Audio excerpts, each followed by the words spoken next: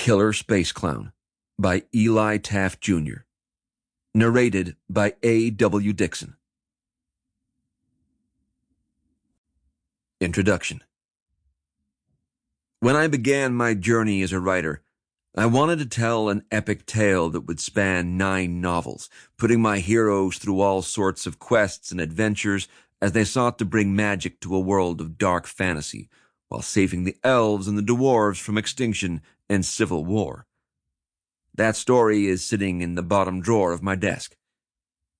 Next, I wanted to tell a science fiction story about a farmer's son who goes off to fighter pilot academy and saves his world, and eventually his system, from invasion by an alien race that wants to harvest all the humans in the galaxy for their nefarious schemes.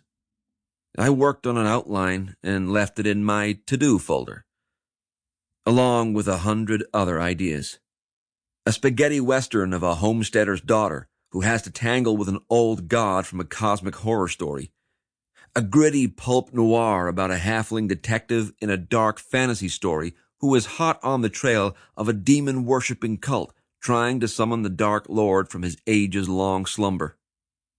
At some point, I decided that while I worked out my ideas, aka sat down and at least plotted out the beats for all my stories to take them from interesting concept to workable outline, it would probably be best for me to break some stories down to manageable, readable chunks.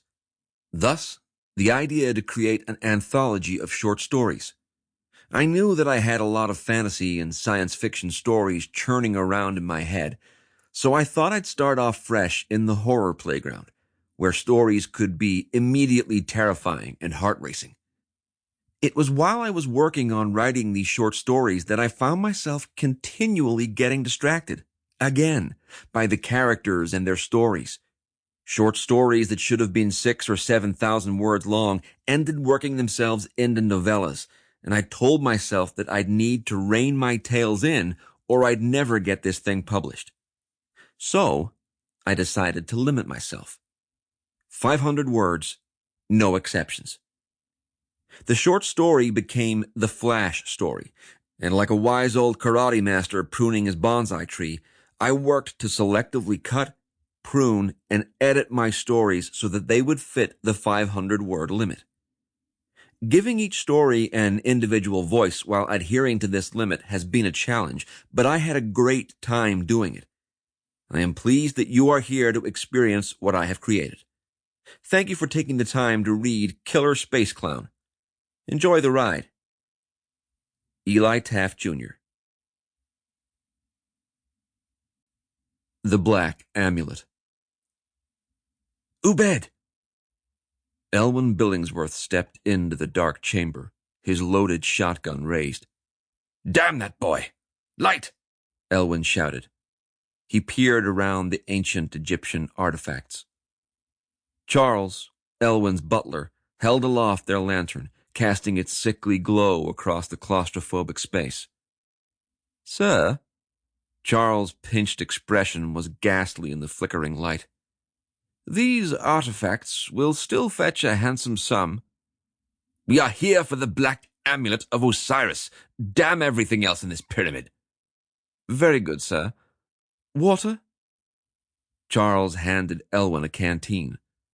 Elwyn took a swig. Charles, Elwyn said, you are positive you saw Ubed coming here with the amulet? Quite certain, sir. Elwyn nodded, hefting the shotgun.